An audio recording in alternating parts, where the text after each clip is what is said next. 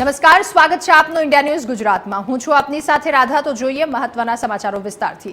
Modi surname બદનક્ષી કેસમાં સુરત કોર્ટે રાહુલ ગાંધીને દોષિત ઠેરવી 2 વર્ષની કેદની સજા ફટકારી। કોર્ટે સજાને 30 દિવસ માટે સસ્પેન્ડ કરી છે, જેથી તેની સામે ઉચ્ચ અદાલતમાં અરજી કરી શકાય। 2019ની લોકસભા ચૂંટણી પ્રચાર દરમિયાન રાહુલ ગાંધીએ મોદી સરનેમ પર ટિપ્પણી કરતા કહ્યું કે બધા ચોરોનું નામ મોદી કેમ હોય છે। સુરતની સીઆઈએમ કોર્ટે સવારે 11 કલાકે ચુકાદો આપતા રાહુલ ગાંધીને દોષિત ઠેરવ્યા। સુરતની સીજીએમ કોર્ટમાં પહોંચતા રાહુલ ગાંધીએ દોષિત જાહેર કરવામાં આવ્યા હતા। ત્યારબાદ કોર્ટે રાહુલ ગાંધીને પૂછ્યું, તમે શું કહેવા માંગો છો? તો એમણે કહ્યું, હું હંમેશા ભ્રષ્ટાચાર વિરુદ્ધ બોલું છું, જાણી જોઈને કોઈની વિરુદ્ધ બોલ્યો નથી। तो आज ज्यादा मतलब सुनवाई की कोई गुंजाइश नहीं थी। जो प्रोसीजर है, तो जैसे राहुल जी कोर्ट रूम में एंटर हुए 2 मिनट के बाद कोर्ट ने सजा सुनाई दी कि मैं आपको आईपीसी के कलम 499 और 500 के तहत आपको गुनहगार करार देता हूं। बाद में उससे पूछा गया कि तुम्हारे सजा के बारे में क्या कहना है, तो राहुल जी ने ये बताया कि मैंने पॉलिटिकल लीडर की हैसियत से जो करप्शन देश में हो रहा है उसको खुला करना ये मेरी प्राथमिक फर्ज है, इसके अलावा मैंने कुछ नहीं किया। फिर दलील हुई हमारे जो राहुल जी के ओर से एडवोकेट अपीयर था, उन्होंने बताया कि हम कोई कोर्ट की माफी नहीं मांग रहे, हमें कोर्ट की कोई दया नहीं चाहिए, लेकिन जो कुछ हुआ है वो हमारी फर्ज के मुताबिक हमने किया है और मिटिगेटिंग सर्कमस्टेंसेस भी बताए। और उसके बाद कंप्लेंट के वकील ने दलील की उसके मैक्सिमम सजा होनी चाहिए, और दोनों की दलील सुनने के बाद कोर्ट ने 2 साल की सजा सुना दी। सजा माफी के मुलतवी की जो है उनकी एप्लीकेशन दी गई और सेंटर से सस्पेंड कर दिया गया और 30 दिन का टाइम दिया गया है कि आप अपील कर लो। रिगार्डिंग दिस गिल्टी उन्हें दोषी जाहिर किया, तो कोर्ट ने उन्हें पूछा कि आप क्या कहना चाहते हैं, तो उन्होंने कहा कि मैं तो हमेशा करप्शन के खिलाफ आवाज उठाता हूं, ये है। तो मैंने ये बोला था, जो भी है वो इंटेंशनली कुछ नहीं किया था।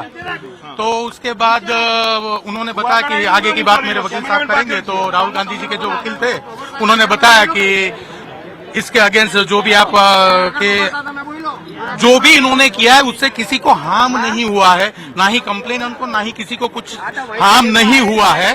तो हो सके उतनी कम सजा सुनाई जाए। तो यहाँ पर जो प्रोसिक्यूशन के वकील हैं उन्होंने एक बहुत अच्छी बात बताई। यहाँ पर उन्होंने ये कहा कि Rahul Gandhi is a member of a parliament.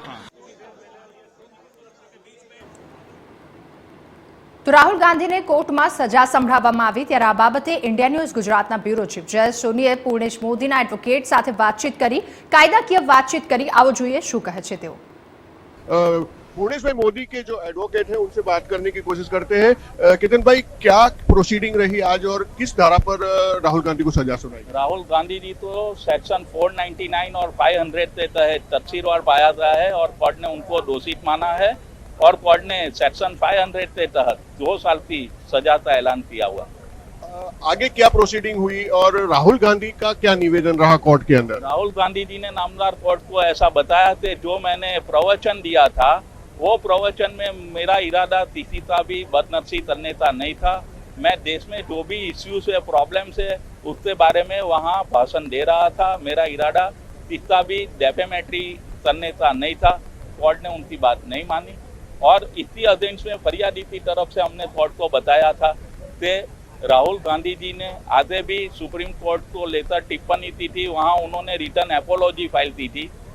तो वो ऐसे डेफेमेटरी स्टेटमेंट कर रहे हैं और करने से मानसिकता धरा रहे हैं।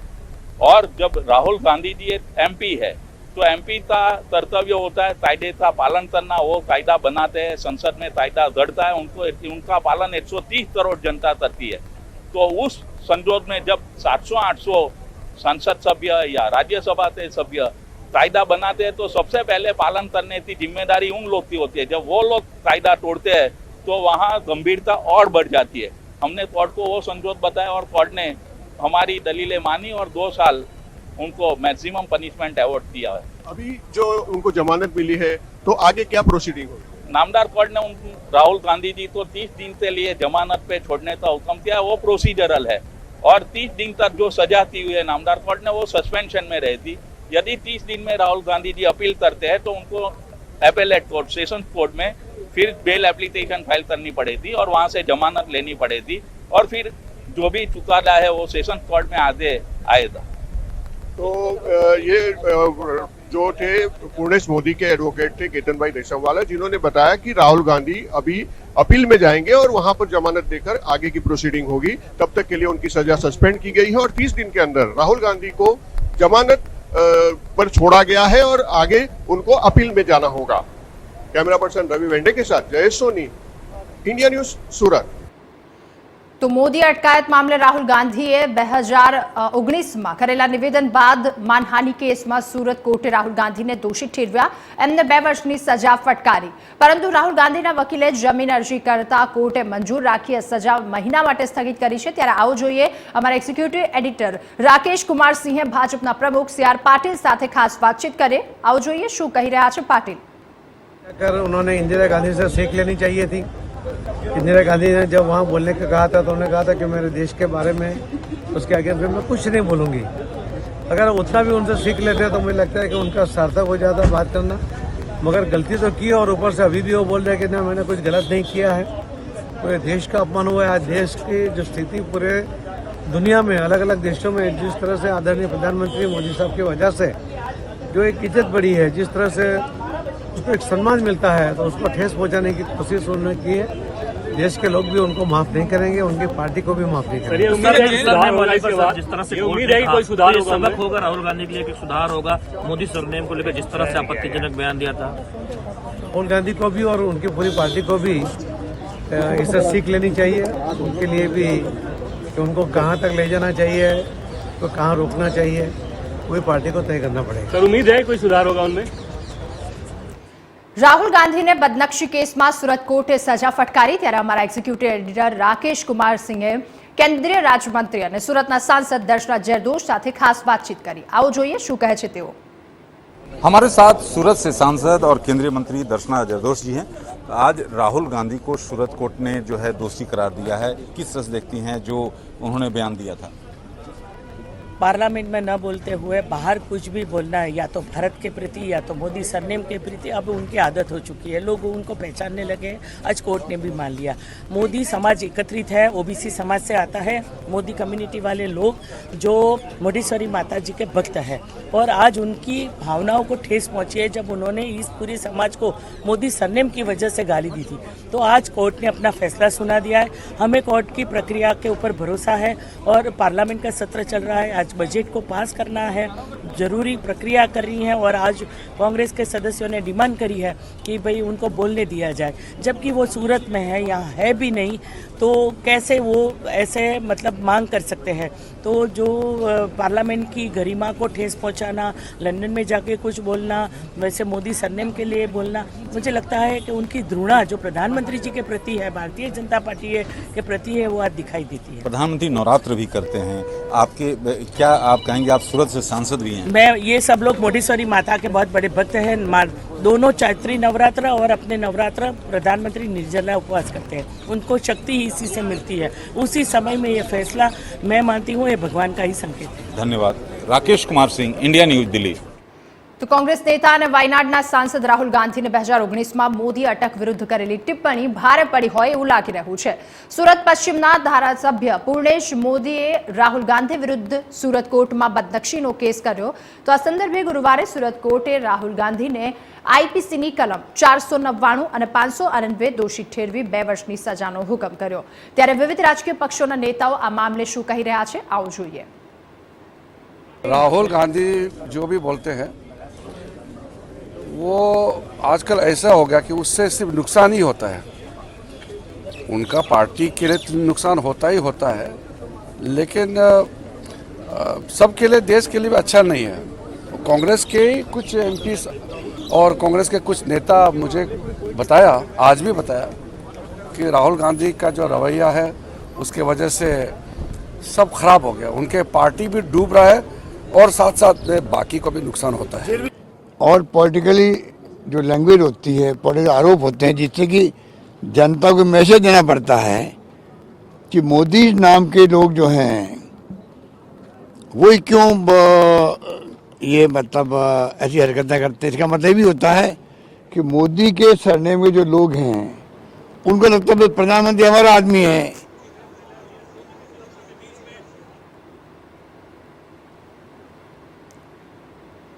તો આણંદ શહેરમાં જિલ્લા કોંગ્રેસ સમિતિ દ્વારા આજે ગ્રીડ ચોકડી પાસે વડાપ્રધાન નરેન્દ્ર મોદીના પુતળાનું દહન કરી સૂત્રોચ્ચાર કરી રાહુલ ગાંધીને સજા કરવાનો વિરોધ પ્રદર્શિત કરવામાં આવ્યો હતો। તો સુરત કોર્ટે કોંગ્રેસના નેતા રાહુલ ગાંધીને 2 વર્ષની કેદની સજા ફટકારતા વિરોધમાં કોંગ્રેસ સમિતિ દ્વારા વડાપ્રધાન નરેન્દ્ર મોદીના પુતળા દહન સાથે રેલી કાઢી હતી। વિરોધ પ્રદર્શન કરતા ગ્રીડ ચોકડી ખાતે પહોંચી વડાપ્રધાન નરેન્દ્ર મોદીના પુતળાનું દહન કરી ઉગ્ર સૂત્રોચ્ચાર કર્યા।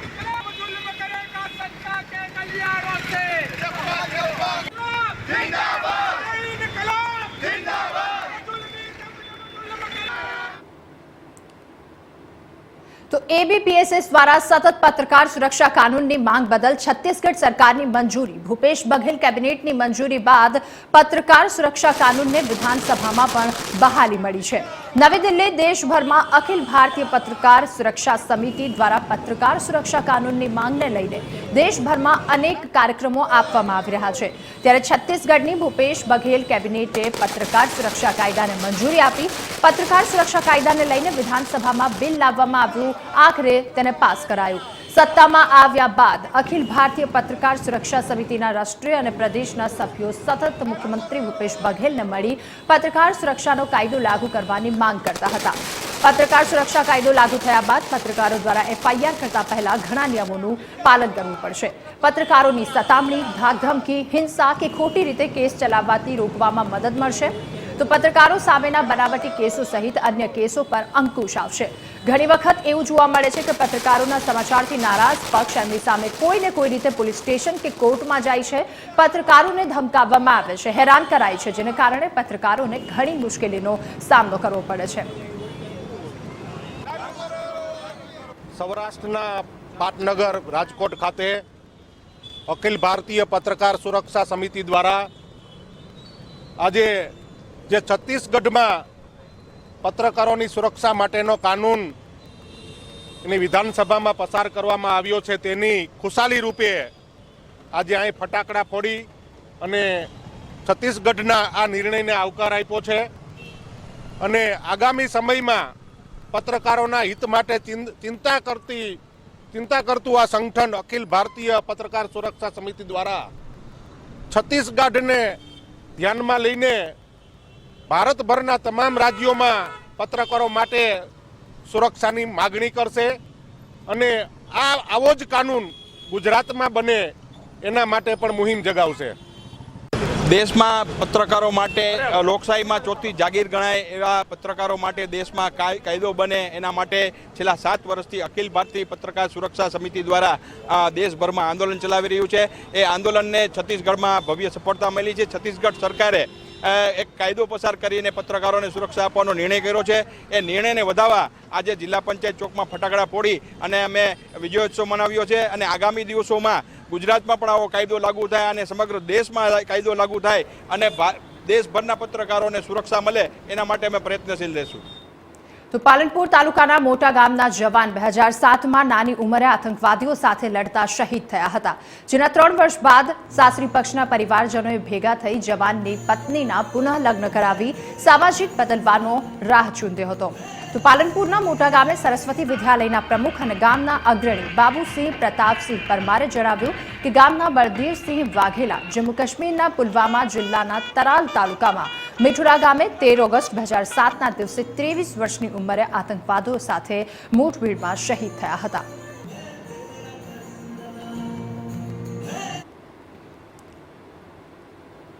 तो आ तरफ महीसागरना खानपुर गामे नदीमांथी युवतीनो मृतदेह मळी आवता लोको द्वारा कलेक्टरने आवेदनपत्र आपवामां आव्युं हतुं।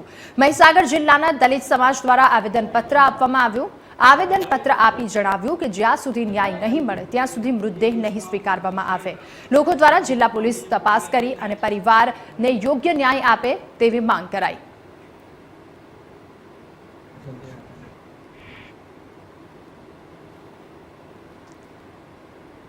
તો રાજ્યમાં દિવસે ને દિવસે અકસ્માતની ઘટનામાં વધારો થઈ રહ્યો છે ત્યારે વધુ એક અકસ્માતનો બનાવ જેતપુરમાં ઘટ્યો। જેતપુર પાસે સોરઠ હોટલ પાસે બાઇક અને કાર વચ્ચે ગંભીર અકસ્માત સર્જાતા 2 વ્યક્તિના મોત નીપજ્યા। અકસ્માત એટલો ગંભીર હતો કે 2 વ્યક્તિના ઘટના સ્થળે જ મોત નીપજ્યા। ત્યારબાદ 108ને ઘટના સ્થળ પર બોલાવતા લોકોના ટોળે ટોળા એકઠા થઈ ગયા હતા।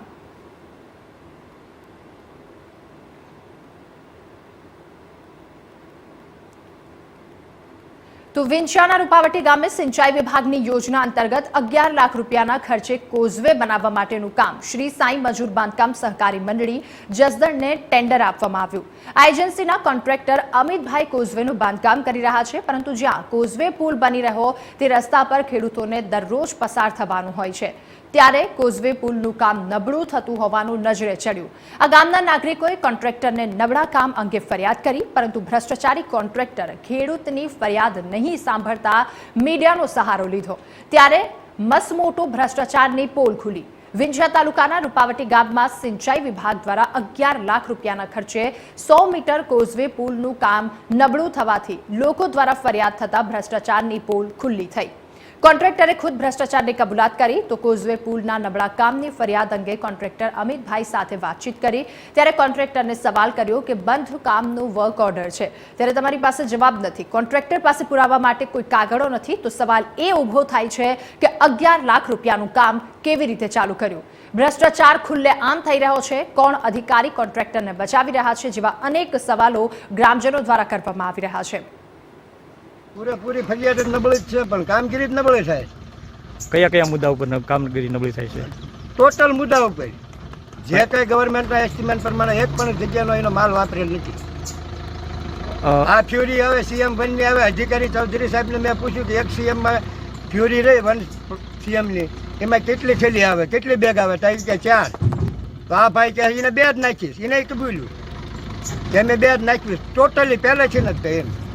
અમે હાલ તો આ કોઝવે સતત 15 વર્ષથી લડત કરી અને અધિકારીઓને હાથ પગ જોડી ના મંજૂર કરાયેલો છે, અને અમારું અહીં દલિત સ્મશાન છે બાજુમાં, એને અવર જવર માટે વચ્ચે નદી આવે છે, એના કારણે અમે આ ખેડૂતોને અવર જવર માટે કોઝવેલ મંજૂર કરાયો હતો।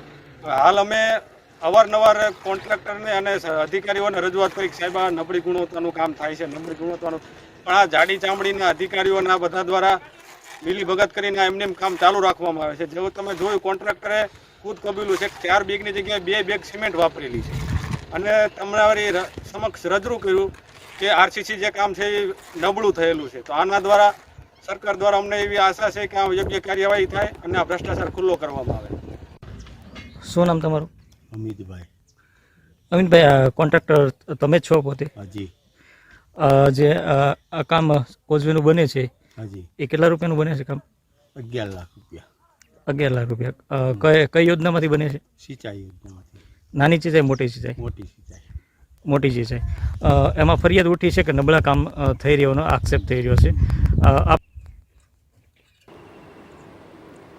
તો ભાવનગર શહેરમાં બપોર બાદ વીજળીના કડાકા સાથે ધોધમાર વરસાદ ખાબક્યો। શહેરમાં દિવસભર વાદળછાયું વાતાવરણ રહ્યું અને મોડી સાંજે અચાનક જ વાતાવરણમાં પલટો આવ્યો, ત્યારે ભારે પવન અને વીજળીના ચમકારા સાથે વરસાદ શરૂ થયો। ગોહિલવાડ પંથકમાં માવઠાની આગાહી કરવામાં આવી, ત્યારે શહેરભરમાં જિલ્લામાં ધાબળિયું વાતાવરણ રહેવા પામ્યું હતું। તો ભાવનગર શહેર અને અનેક વિસ્તારોમાં મોડી સાંજે વરસાદનું ઝાપટું પડ્યું। તદુપરાંત મોસમે અચાનક મિજાજ બદલ્યો હોય એમ ભારે પવન ફૂંકાયો।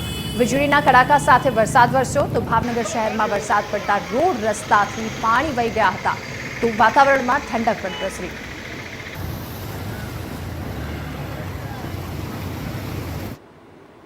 તો આ તરફ સાવરકુંડલામાં પણ આ જ પ્રકારની પરિસ્થિતિ છે। ગ્રામ્ય વિસ્તારોમાં મેઘો મુશળધાર વરસ્યો। કમોસમી મેઘો મુશળધાર વરસતા ખેતી પાકો પાણીમાં તરબર થઈ ચૂક્યા છે।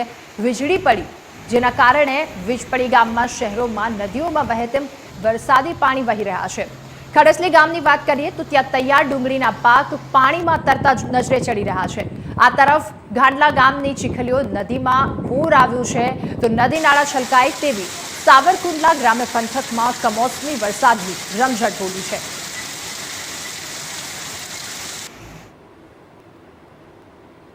તો આ તરફ દિલ્હી, ગુજરાત, મહારાષ્ટ્ર સહિત ઘણા દેશો અને ઘણા રાજ્યોમાં H3N2 વાયરસનો ખતરો વધી ગયો છે. આ વાયરસને કારણે દેશમાં અત્યાર સુધીમાં 9 લોકોના મોત થયા છે. આ વાયરસની સૌથી વધારે અસર મહારાષ્ટ્રમાં છે અને અત્યાર સુધી અહીંયા વાયરસના 352 કેસ નોંધાયા. આ વચ્ચે હવે ગુજરાતમાંથી ચિંતાજનક સમાચાર કહી શકાય કે ભાવનગરમાં H3N2નો વધુ એક કેસ નોંધાતા ભાવનગરમાં 8 કેસ નોંધાયા. ભાવનગરથી ચિંતાજનક સમાચાર છે. H3N2નો વધુ એક કેસ નોંધાયો. કુલ 8 કેસ H3N2ના નોંધાયા. 8માંથી 2 કેસ વર્તમાનમાં એક્ટિવ છે. બંને દર્દી સારવાર હેઠળ છે. તો ભાવનગરમાં H3N2ના 8 કેસ નોંધાતા આરોગ્ય તંત્ર દોડતું થયું છે. આણંદ જિલ્લામાં H3N2નો પ્રથમ કેસ નોંધાયો. તો આણંદની 65 વર્ષીય મહિલાનો H3N2 વાયરસનો રિપોર્ટ પોઝિટિવ આવ્યો. જિલ્લામાં H3N2 વાયરસનો પ્રથમ કેસ સામે આવતા આરોગ્ય તંત્ર સતર્ક થયું છે.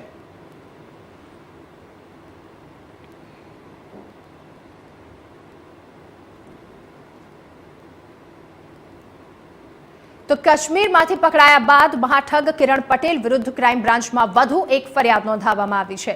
ઠગ કિરણ પટેલ અને તેની પત્ની માલિની પટેલ વિરુદ્ધ છેતરપિંડીની ફરિયાદ નોંધવામાં આવી છે. મહત્વનું છે કે વર્ષ 2022માં એપ્રિલ મહિનામાં સિંધુ ભવન રોડ પર એક બંગલાના રિનોવેશન કામ ઠગ કિરણ પટેલે લીધું હતું. બંગલાના માલિકની નેમ પ્લેટ બદલી ઠગ કિરણ પટેલે પોતાનો બંગલો બતાવી વાસ્તુપૂજન કર્યું. એટલું જ નહીં, બાદમાં કિરણ પટેલે સિવિલ કોર્ટમાં ખોટો કેસ પણ દાખલ કર્યો.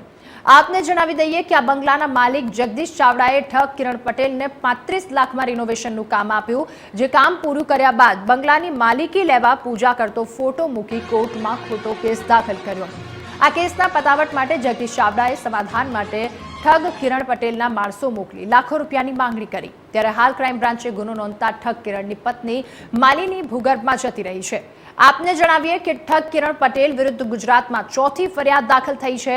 કાશ્મીર ખાતેથી ઝડપાયેલો નકલી પીએમઓ અધિકારી કિરણ પટેલ હવે જેલના સળિયા ગણતો થઈ ગયો છે. તો ગુજરાતમાં આ તો કિરણ પટેલ અનેક લોકો સાથે આવા ઘરેબો કેળવી અને પોતાના વિશ્વાસમાં લીધા. માત્ર એટલું જ નહીં, અનેક મોટા માથાઓ પર કિરણ પટેલના આભામાં આવી ગયા. ત્યારે હવે જ્યારે કિરણ પટેલ ઝડપાયો ત્યારે તેના મહત્તમ સંપર્કમાં રહેલા લોકોની પૂછપરછ થાય તેવી આશંકા છે.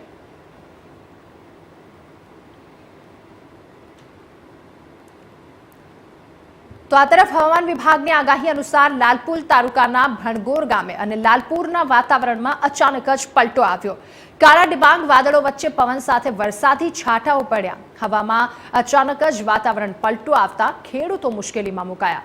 તો જામનગરના લાલપુર તાલુકાના ગ્રામ્ય વિસ્તારમાં વરસાદ પડતા ખેડૂતો મુશ્કેલીમાં મુકાયા છે. ત્યારે નદીની જેમ શેરી અને ખેતરમાં પણ પાણી વહેતા થયા છે. હાલ ભર ઉનાળો ચાલી રહ્યો છે. ત્યારે તડકામાં પણ ગ્રામ્ય વિસ્તારોમાં ચોમાસા જેવો માહોલ સર્જાયો. જામનગર જિલ્લાના વાતાવરણમાં એકાએક પલટો આવતા ફાગણ મહિનાનો અષાઢ જેવો અનુભવ થયો. ત્યારે તાલુકાના ગ્રામ્ય વિસ્તાર સહિત ગાજવીજ સાથે કડાકાભેર વરસાદ વરસ્યો અને સાથે કરા પણ પડ્યા.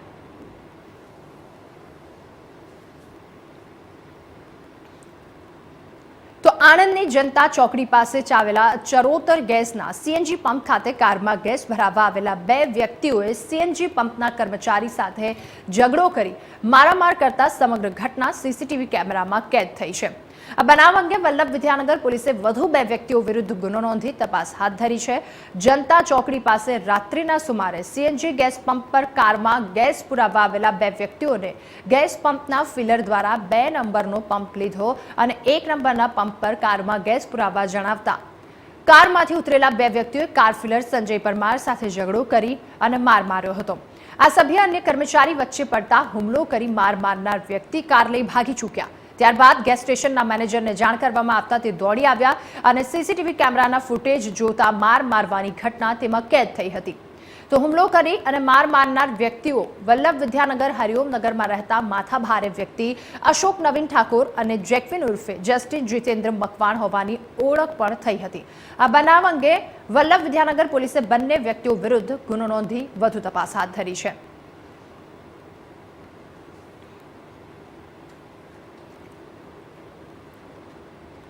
તો સમાચારમાં હાલ બસ આટલું જ. વધુ સમાચાર માટે જોતા રહો ઇન્ડિયા ન્યૂઝ ગુજરાત, ગુજરાતની ધડકન. નમસ્કાર.